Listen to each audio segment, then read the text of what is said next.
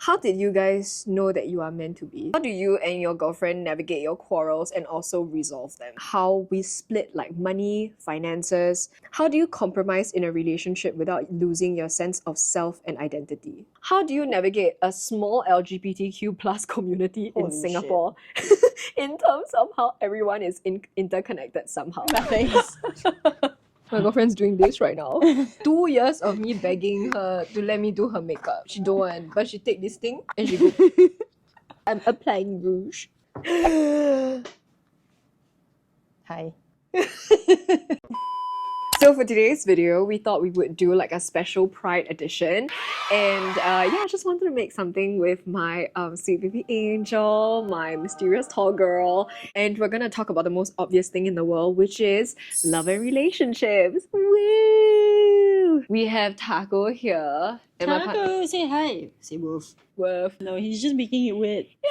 So because the tall mysterious girl would like to remain mysterious, so we're gonna keep her off camera, but she's gonna be able to talk also because she's mic'd up. Sound check. Woo! Woo! Okay. So I thought the best way to do it would be to go through some of the questions that y'all have asked. I wasn't sure how many of y'all would ask questions, but look, whoa, quite a lot eh.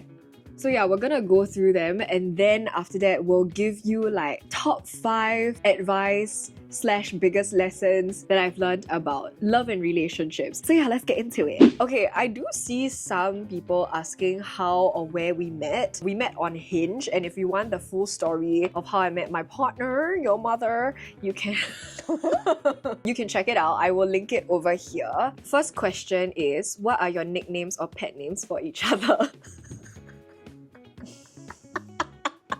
You can't see, but she was like, we usually say my dear, no?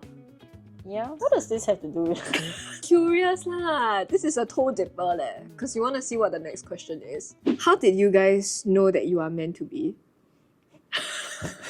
Well, you know I don't really believe in this idea of like soulmates or meant to be or the one or any of that, which you do. Like, I think I see it a bit more like rationally. Like, there are just like many types of people out there. These people might be compatible with you to different degrees and at different times of your life.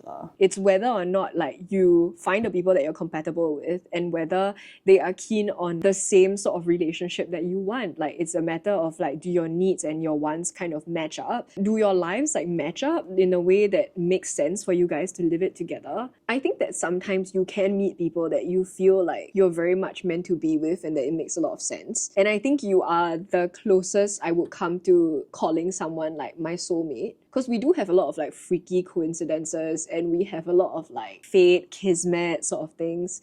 But I'm also a romantic and I like to idealize things and I like to pay attention to patterns, then that's fine too. Could there be someone else out there who could make you equally as happy? Yeah, maybe, but you didn't meet them or like it just wasn't the right time, it didn't work out for so many other reasons, right? Some of it is fate, yes, some of it is just like innate compatibility, but the other half of it is like your effort. How much do you want to commit to this person? How much do you want to invest in the relationship? Like you put the value that you want onto the relationship. So I think with her, you, I feel so good. First of all, it's not as difficult and like painfully tedious as any of the other sort of relationships I've had to work out. A big sign of like how we are meant to be together long term is because like it's very easy and it's very enjoyable for us to be together. It's always gonna be like a work in progress, right? And we're able to like grow in each other's presence and still be ourselves and be celebrated like for being ourselves. I guess in addition to that, it's just that the communication is quite smooth.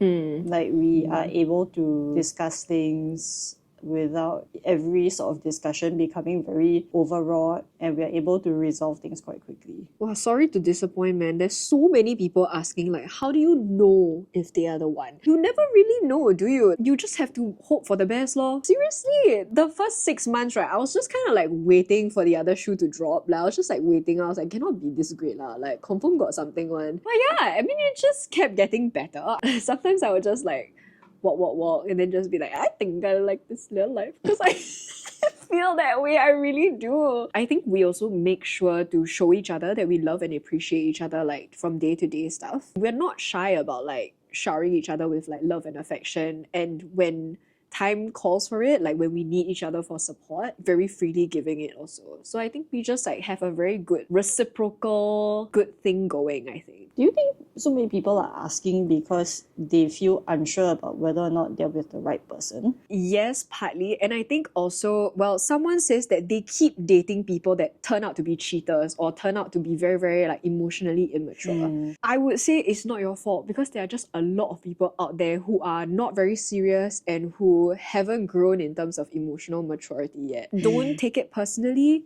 cut your losses, but also like think about what sort of patterns in people do you fall for? Do you feel like you're coming from a place of loneliness and you're just willing to settle for whoever is willing, the first person to commit to you? Because that's how I was in my previous relationships. And that's how I feel like I got into relationships that were very incompatible with me. Like now I cannot even fathom why I was with these people in the first place. I was like, how did I think that that was gonna work? It wasn't what? As in, so you think that maybe some of these people who are asking are missing the red flags? I think they don't know what they're looking for. You're going in totally blind, but you're hoping for the best. You're hoping for perfection. So it's just a very unrealistic bar to set for yourself. I will share with you tips and tricks of how I managed to beg sweet baby angel. I got real steps, like things to do. So I will share later. As in, because, well, maybe sometimes we are like bought into some narrative about how you're supposed to feel when you first meet somebody, right? And it can be confusing because a lot of those things may just be like chemicals in your brain from physical attraction or whatever, but it's actually distracting you from the things that you should actually be looking at. And I would say a lot of like TV and film and media likes to reward that kind of thinking and that kind of behavior. That narrative of like, I can change him. That doesn't work in real life. Like I've seen myself, my friends all go through this thing where they're like, I don't care. Like this is casual, but then they're like secretly hoping that they change their mind. And then they get very upset when these people are exactly who they said they were from the get. Everyone is different and everyone's one is different. So you just need to know yourself, what you would like in a partner, and then you need to assess when you're going out to date if these people actually meet the standards of what you think that your partner should be. You're dreaming of like an ideal person, right? It's not selfish and you're not trying to change anybody. You're just being able to recognize, okay, this is not the person I was looking for. It's kind of like house hunting, like job hunting. I will talk more about this later. Sorry, I just keep on teasing because I've got 5 top tips. I keep ending up feeling hurt and I'm exhausted. I'm kind of done, man. I just want to be loved, someone to grow and be better together. So sad. Okay, because I've been there. It's really a growing pain lah. You just have to learn from your mistakes, don't make the same ones, and just be a bit more discerning with your time, with your energy, with the people that you're spending time with. I think that the issue with that is that sometimes when a person seems very excited about you at the start and is sending a lot of affection and praise, lavishing you with a lot of attention, then you can mistake that, or it can become distracting for the real things that you should be looking out for, or you end up moving a lot more quickly than you should be. And then as a result, you become emotionally invested way earlier than you should be. And I think that's how maybe some people end up with people that they're not very compatible with. I've been in that situation myself before, right? I think the young me was just not able to really see it clearly that that was what was happening and that I was just responding to this other person's affections because I was excited that someone was even noticing you. Interested in me or giving me attention. I think that there are probably a lot of people who have been in that situation before too. Yeah, I know I have. Just 2 years ago. Right before we got together, I got love bombed so hard. It was a crazy story. Maybe I'll save it for another time. But I mean, as much as you think that you are grown, that you'll never fall for this shit, you still kind of do because you get swept up in the moment. So I think sometimes it's good to like detach yourself from the people that you first start dating, you know what I mean? And try to assess them like more critically and more calmly. Hold them at arm's length and not like dive in head first. How do you and your girlfriend navigate your quarrels and also resolve them? So just to clarify again, when we're giving all of these like advice and stuff like that, right? It's based on our own personal experience. We haven't got it all figured out. And this is just like a fun little discussion. You know, it's a little girly chat. I think that there are a lot of other like great resources out there that people can look at. So I think like between us, like when we have quarrels and when we have disagreements, even if we're like unhappy, I think we do talk it out. And I think we take special care to be as calm as possible and not to say things that are like deliberately cruel or mean or to like incite some sort of response. Like we don't get reactive. I try to be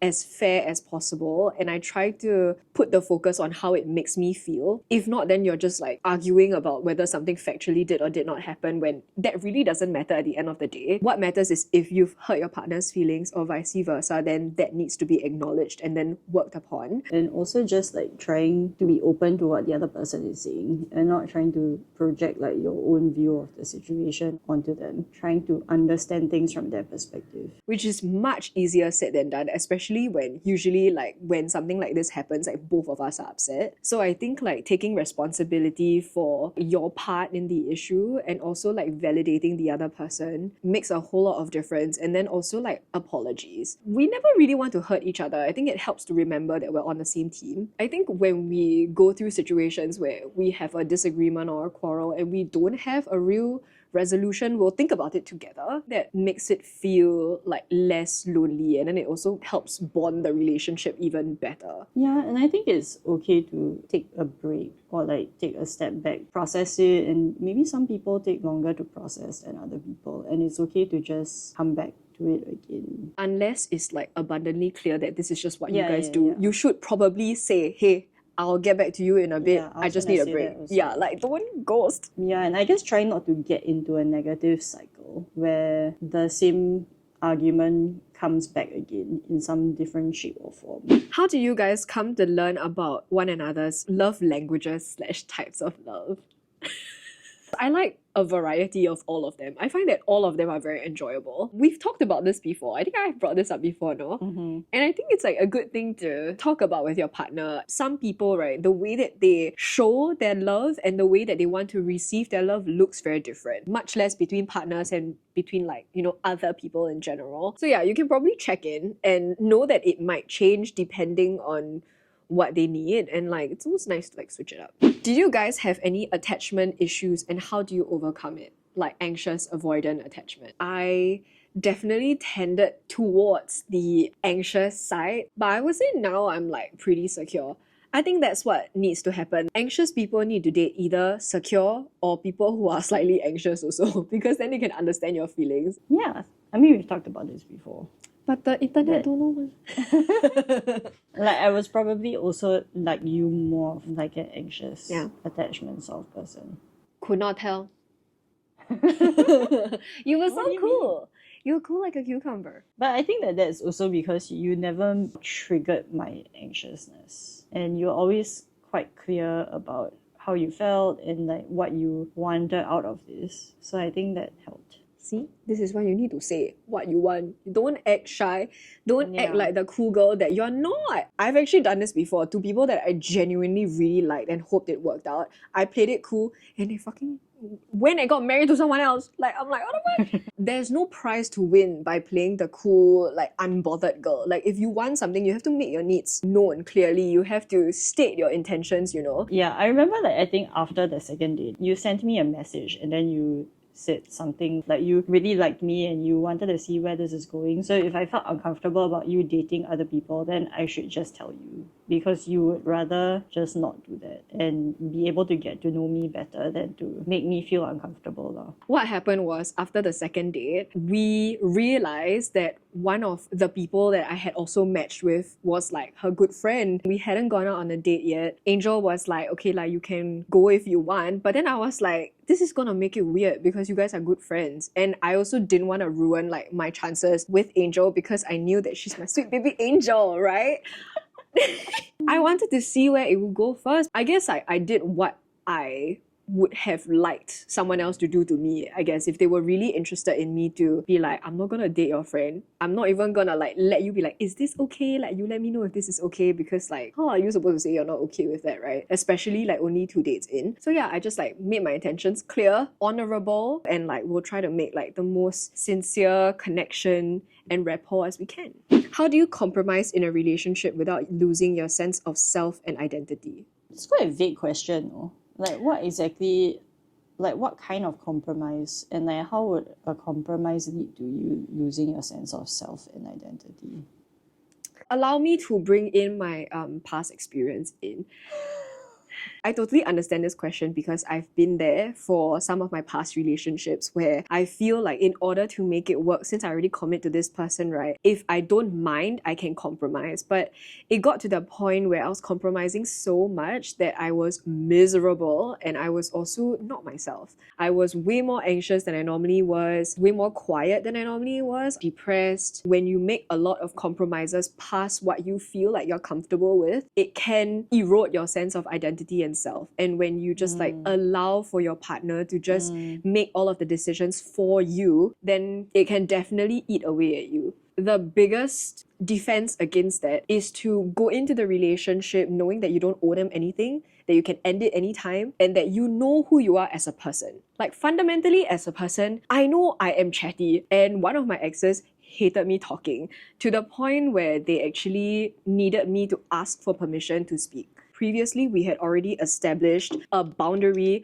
of me having to ask for permission to say anything negative because I would affect them negatively when I say negative things. At that time, I was like, okay, I understand because your mental health, like, don't know, like, I don't want to make it worse, right? So I understand, I'll do it. But then when I was told I had to ask for permission to speak, that was when I was like, what the fuck? Like, where do we go from here? Like, how do we get here? Like, I can't be my normal authentic self. I feel like I constantly have to watch my behavior, watch myself, walk around on eggshells, and that's how you know you've compromised way too far. So a good question to ask yourself is, can I live like that forever? Don't try and convince yourself no. If the answer is no, then that means that this person is not compatible with you. Sorry for the stupid question at the start, because obviously I know what this question means. Because I've been there myself as well. In fact, I've also had relationships where I compromised way more than I should. For whatever reason, I thought that that was the best that I could do. That was like the only kind of relationship that I was worthy of. As a result, put up with a lot of stuff that I shouldn't have put up with, including, you know, someone who didn't actually want to be in a relationship with me and didn't actually want to commit, but me thinking that I could somehow change that person's mind or to continue trying to ask them to commit when that person has already been quite clear in their actions actually that they weren't willing to commit. Or like being with someone who's closeted, for example, and, you know, thinking like, okay, maybe it's only for now and eventually this person will be comfortable with their family, when it was quite clear that that was always going to be something very difficult for them. I think your tip is a good one, which is like to think about like, realistically, are you really going to be able to be happy and fulfilled in a relationship where these things are ongoing? Not try to be delulu about it, as Gen Zers would say. Because I was very delulu myself, like in previous relationships. Looking back, I mean, I don't blame myself because that was just what I thought I deserved. And like I was clinging on to those relationships because I was afraid that then I wouldn't be able to find anyone else better suited for me. Yeah. I think sometimes like we also tend to fixate on the good bits. Yeah. Just because we get kisses and just because we have a couple of laughs like some days out of the week, that doesn't mean that that is love and that's what love looks like. You see like, oh, at least they're trying, that's okay. But like, how much time goes by before you realize that that's still not gonna meet your bare minimum, or that you realize like they stop, or you know, stuff like that. So that's another big life lesson that I've learned, to not look at relationships and assess them by their potential, but more so just as they are. How to make a relationship work when two parties can't see eye to eye and not listening to each other. Then why are you in the relationship? I'm so sorry to break it to you like that, babe, but seriously, I don't think we should place such a big emphasis on like having a romantic relationship and having a romantic partner if the alternative is like this. A partner who doesn't want to listen to you, who barely wants to look at you, who never sees eye to eye with anything that you say. Sometimes you're really better off being by yourself. Curious on both your deal breakers for relationships. Ooh. Okay, I have my deal breakers. First one, you cannot be a compulsive liar. Like, I just cannot, bro. Well, that's a low bar, man. One of my exes, right, compulsively lied, like all the time. When the truth won't disturb me, he will still lie. You think the bar is low, but I'm telling you, man, it has to be set somewhere, even if in hell. No cruelty. No matter how you're feeling, I feel like there's never a need to be cruel. Like, there's never a need to say cruel things and to really like punch down to your partner. The third one, I'm very sorry. It's something that cannot be held, but it's just something that I've learned that I cannot live with. I cannot live with snoring. If you're really, really tired and you snore sometimes, times, that's okay. But if every night you snore until the next door neighbor can hear you, I cannot do that. Like, I'll never get a good night's sleep. That's how I know we are not soulmates. Hard to tell if you are, but that's how I know that we're not. But then I feel bad for the people who do snore because they can't help it. Yeah, I know. That's why I said I apologize now, but we're just not meant to be lah. Like, we won't get together. But I'm sure you can be with someone else who snores or someone else who's a very heavy sleeper who just doesn't care. I mean, people have had deal breakers for less, man. What Yeah. about you? I think a big one would be what you said about not being cruel. Yeah, I think that would be a big one. I mean, I've been with people like that in the past, and that was not worth it. Better being single. Next category, living together, moving in together, the nitty-gritty. Are you ready? So there's been a couple of questions about how we split like money, finances. How do you deal with the differences in like effort made like with the chores and stuff like that when you're staying together? I think that all kind of factors in. The financial effort, the domestic effort. I think for us it's been quite different than my previous relationships where we've had to like separate everything out very clearly. Yeah, I mean, I think for me, I don't really feel like it's necessary to quantify and divide everything. We are more so like we'll just pick up the slack where either of us feels like we need to. Yeah, I mean, I think if I ever started to feel like it was imbalanced, then I would bring it up. But at the moment, I don't feel like it's imbalanced. I think it helps that we are both like financially quite comfortable, I guess. Yeah. Maybe in other relationships where it's more imbalanced, then it may become a bigger pressure point. Yeah. We also have like a Splitwise account. It's just to keep like a ledger for bigger expenses. And then day-to-day meals, it's just who pulls out the phone first, I guess. I try to just add our expenses to Splitwise as and when we can. Like bigger stuff like vet bills and all that. You're much more diligent about adding stuff to Splitwise. I think. Because you never add anything. I'm terrible with admin. From the questions, it seems like everyone has their own separate like situation, right? Discuss it with your partner, whatever feels fair and reasonable to both of you that y'all can agree on, then just do that. Does living together take away the spark in the relationship? Would y'all get too comfortable or too complacent? Why are you saying it like that? I don't think so. If anything, for us, I think we like fostered the spark here, no? And I would say yes, we definitely got more comfortable with each other. We just got to see and know each other more, like our daily habits, like the not so glam stuff. But I think there is like a joy to know that about your partner also, and like I don't love you any less. In fact, I think I love you more just because I just know you better as a person. It just makes me feel happier that I have more access to you so that like we can hang out more together, just enjoy each other's company. That's why I say it's very important to actually like your partner. I think a lot of people don't realize that like loving and liking your partner are like two different things. Something that I've noticed in past relationships and some of my past like dating experiences is that like they can love me but they don't like me as a person. You know when someone doesn't like you, you can kind of feel it. And they may not necessarily want to spend a lot of time with you, but they can still want to date you and do all of that. People are actually capable of doing that. So I find that bizarre. again, you are the exception, not the rule. There are a lot of people who are willing to settle down with a partner just so that they are not lonely. They use them as placeholders or they get certain inherent benefits from being with them. Sex, money, emotional energy. There was a whole Twitter thread last year about how boyfriends all go through a phase where they hate their girlfriends. It's a thing. I think like having more access to someone that you love shouldn't make you more complacent. It should make you more happy and fulfilled. How do you trust a new partner after you've been betrayed, hurt, or cheated on before? If you feel like you're not capable of it, then that's probably a sign that you're not ready to date again yet. Take some time and like don't feel pressured to like enter another relationship and force yourself to have a sense of trust. Like trust is something that you build over time, right? So I think it's also okay to date withholding that trust. You know what I mean? Like set your expectations low and wait for them to prove themselves. If I had gotten to a certain point of like closeness, I'll just tell them like, oh, I've been cheated on or I've been like betrayed in this way. Yeah, I think it's important to share those things, right? And to understand like what your partner's triggers and anxieties might be, because it does definitely color the way that you perceive certain things. I mean, someone who has been cheated on before might be a bit more sensitive to things like jealousy and like phone privacy, right? Or stuff like that, yeah. And it's something that has to be worked out. The other person needs to give you the space and the grace to go through that as well. And I would say pay attention to how your partner not just responds in the moment, but like their actions moving forward. Like whether or not they've made like sufficient effort to make sure that they don't trigger you in certain ways, preventing these like misunderstandings from happening in the first place. If someone has no intentions of cheating on you or betraying you, right, they will make it very clear. They will make sure that you know you are safe here, as opposed to people who are dismissive.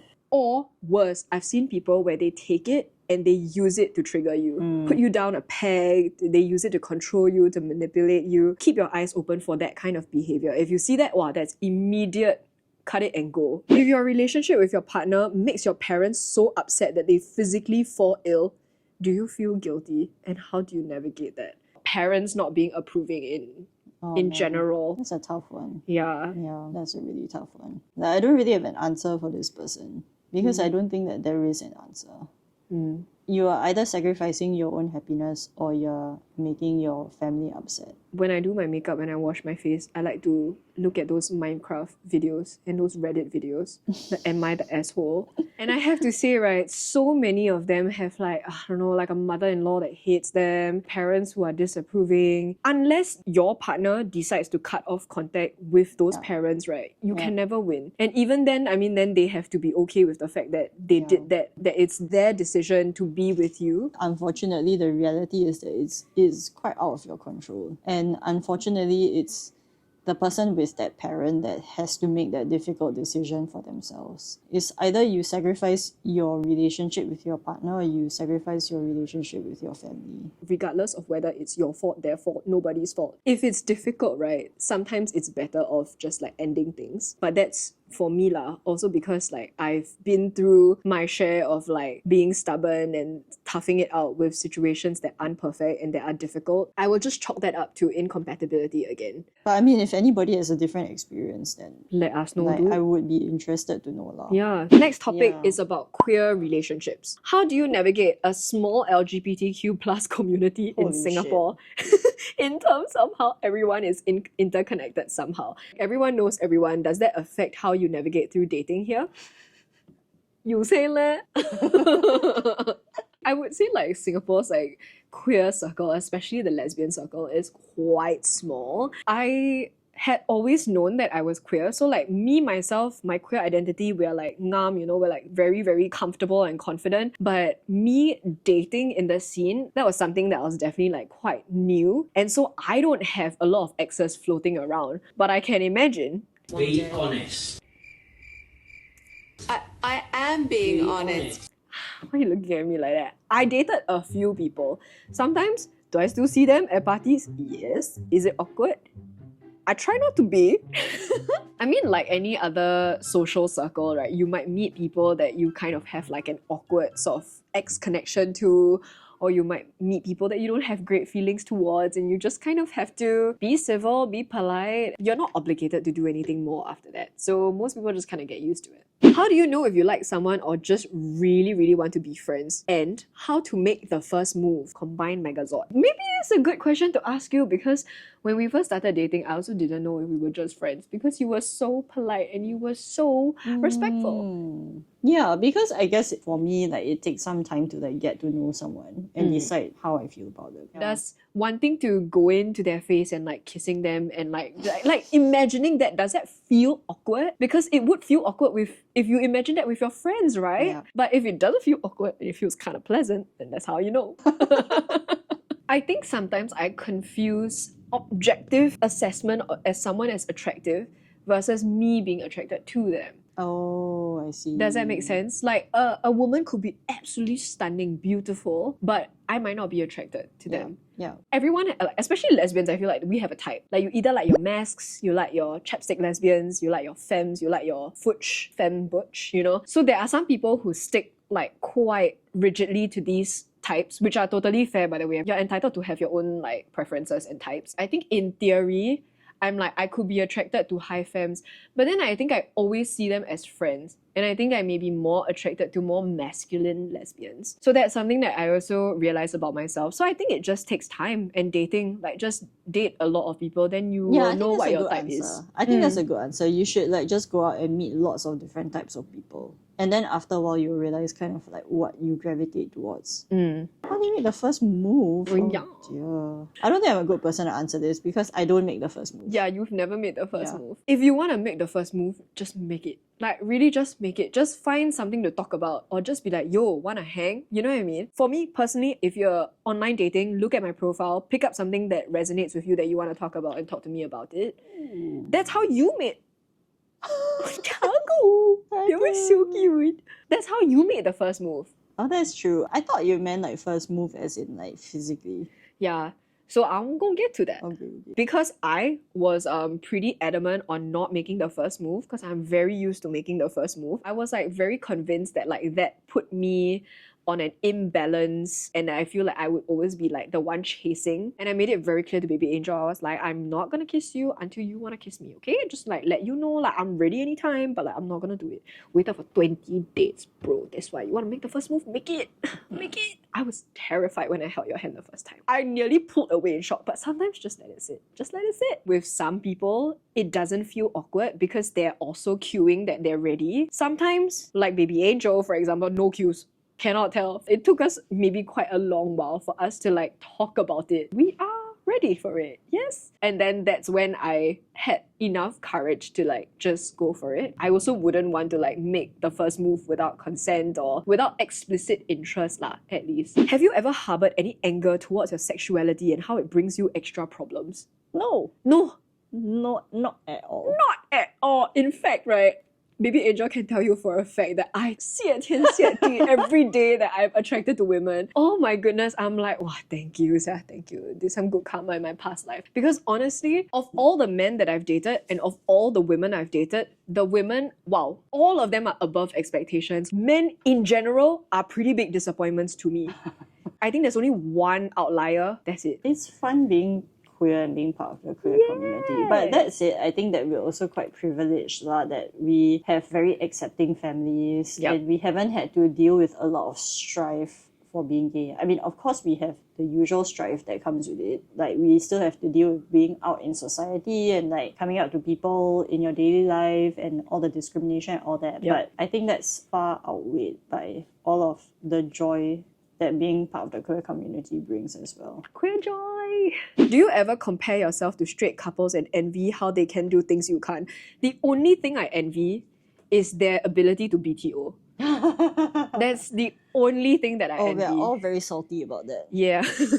I think I can understand like where this person is coming from. Of course, like there's a lot of unfairness and discrimination that we still have to deal with, and that's just the reality of it lah. But we're lucky enough that we can sort of shield ourselves from a lot of that amongst other queer people and being amongst like people who are accepting of who we are.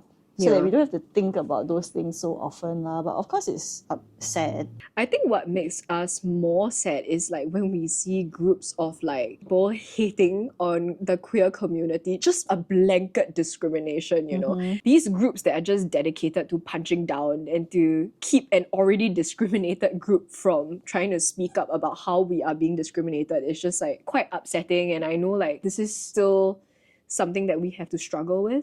How do I know if my apprehension towards entering a relationship is because I don't like her enough or because I'm afraid of entering a queer relationship? Yeah, I struggled with this a few times, like once in secondary school and once in JC. Both times I did not end up in a relationship. Maybe if it doesn't propel you to still wanting to try, maybe you just don't like her enough, or maybe you're just not ready. I think sometimes like if you're not ready, right, even if you get together with someone whom you love, it may not work out so well and you might actually just ruin the memory and the relationship that you already have. So I think step one is to be at ease with yourself. Yeah, agreed. If you don't love yourself, how the hell are you gonna love anybody else? But it's true. Like you gotta feel at peace first. Like, guys, don't worry about like wanting to be in a relationship and wanting to rush into like this sort of happy ending, because unless you are really primed in the state to like receive this sort of love and happiness, no matter how like much you like bulldoze your way through, right, it's not gonna happen that easily. Not from the outside, at least. It comes from within. How long did it take you to come to terms with your sexuality and come out to your friends and family? It takes quite a while. like years, I would say, of just gradually becoming more and more comfortable with all of these different groups of people. I came out to myself as bisexual, I think when I was like 14. I told my brothers when I was like 16, 15, 16, 17. I didn't talk to my parents about it until I had a partner when I was like 25. There's no real timeline lah. It's like as and when you're ready and when you feel like you are secure in your own identity and yourself and you have like a good enough support system to go to if anything happens. People who are forcing you to go out and out and out, right? They may not have the best interest for you. They may be pushing some other sort of agenda or they may not be able to understand like where you're coming from. Yep. So don't come out until you feel safe. And once you do, it should be a celebration, you know? Like it shouldn't be a strife. Are the both of you living together? What are your plans for housing as an LGBT couple? I think what this person is referring to is like, how do you live together as a queer couple when you can't BTO and all of that? So I think for both of us, we were renting for many years. And I think that is realistically maybe the only way for a lot of queer couples. Yeah. Because it is quite expensive to buy your own property. From what I've heard, a lot of people would rent for a long time with their partner, and then maybe after they turn 35, they might be able to afford resale HDB. For me, I was lucky enough that I was able to afford my place. And I did have help from my family, by the way. I didn't just do it on my own. Easiest entry level is just to start renting lah. Yeah, I mean, I guess a lot of people will tell you that that's not very financially wise in Singapore. Not financially savvy, because renting is obviously just giving your money to a landlord. But I mean, I've been renting since I was 22 and I haven't really regretted spending that money lah. Yeah, I mean, for your own mental health, I Yep. think if you feel that it's worth it, then you should just do that. For your different budgets, you can do like an HDB room, you can do like a room in like a 3-bedder condo. Those can be like cheaper because you split it 3-4 ways, or even like in a landed property, co-living spaces, all of that. There are a lot of like rental options lah. I lack the social support from people who are in the same boat with me, and I don't have any friends who are in queer relationships. How and where can I meet people in the community? I really need to talk to people that are in my shoes. I really feel what you're talking about, because I think like at the start of my journey, I didn't have anyone in queer relationships. There are parts of it that are relatable to like a straight relationship, but there are also parts that are not relatable. It does play a part, like whether you're closeted or not, your partner is or not. I think it is quite important to have queer friends. The easiest way is to maybe go online, interest groups, I don't know, Reddit. Just look for people that you can speak to comfortably while anonymous, and you can make some like meaningful connections there. Or if you're out already and you actually want to meet people, then you can go to parties, you can go to interest groups, queer, lesbian sports groups. If you're single, use the dating apps. Like just meet people on there. You can also make friends, and you can also ask them, hey, where do I meet more people? Get friends to introduce friends. Like that's how you grow your queer network, I would say. That's how I started, at least. I just did it by going on dating apps and then swiping with other queer women. Final 2 questions. I saved the most important ones. Wait, there was one girl that sent me a DM. Guys, y'all don't be special, okay? Because sometimes I might miss it if you DM me instead of just writing in the questions. But it was so good that I just have to. Oh no, maybe I will do that later. Okay, wait, because that's a very good question to end. What advice do you have for girls in their 30s being told that single is gross or lame, and the idea that individuals without partners are weird or that something is wrong with them? Oh. Okay, I don't know if I've been in the queer circle or like the feminist side of TikTok for too long, but I actually feel like the narrative is shifting. Women, I mean, the 4B movement is a thing, right? South Korean women are just like so fed up with the bad behavior. And I hear a lot of discourse about women realizing that like, wow, to be in your 30s, to be single is like quite fabulous. That's when you've already made money for the last couple of years. You are able to like upgrade your life, to be able to travel, to do certain things for yourselves. Like in your 30s, you're like the most independent you've ever been. You're still as hot as I feel like you're in your 20s. And you've already had a decade of adulting to like make mistakes and learn from your mistakes, you know what I mean? Yeah, but I think I can also appreciate where this person is coming from. The dominant narrative in our culture and our society is still that you couple up and then you settle down with someone and you have a life partner. And it can feel quite lonely when you are the outlier in that whole situation, I guess. Yeah. Sorry, I didn't mean to come across as I like was dismissing your question. No, but I mean like you have been in shitty relationships, right? And you often say that it's much better being single than being in a shitty relationship. And Yeah. you can look around all these couples, but they're not necessarily happier than you. Yeah. And the idea of like individuals without partners are weird. I feel like that is a very antiquated idea of like the role of women in society. We are so much more than who we decide to couple up with, you know, and the families we decide to start. I think that we are now starting to appreciate and understand the value of other types of love outside of just like romantic love. Like we've mentioned throughout this video, it's very easy to pick someone who's not compatible with you, the wrong one, and suffer in an unhealthy relationship. It's very, very common. So even in the best case scenario, to have a romantic relationship that is healthy, there are still so many other forms of love that you can explore and expand in, like platonic love, your passion for different hobbies, for different pursuits, your sense of curiosity for the world, even like your sense of like self-care and self-comfort, like taking care of yourself, being able to enjoy the things that you want to do by yourself. I think a lot of times it's about mindset. Let me segue into my pre-prepared 5 top lessons learned in love and relationships. Okay, number 1, show up authentically as yourself, because if not, what's the point?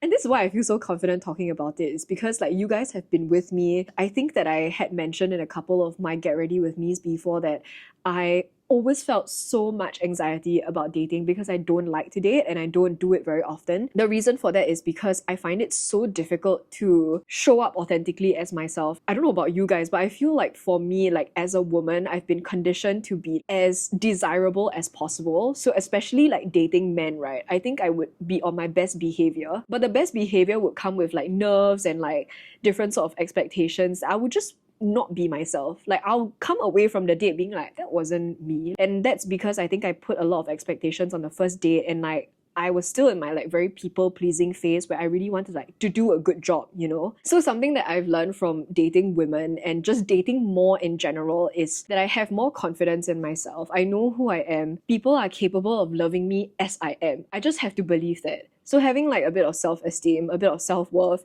and showing up to a place and being like, tada, this is me. I won't wear anything that I'm not comfortable in. I won't do my makeup and hair a different way from how I usually do it. I would just show up as myself. If they like me, then I know that they like me for me. If I had pretended to be any other way and they had liked me for that, then I might have convinced myself to just be that way forever, you know? And it's not fair to the other person because then it's like false advertising. Number 2.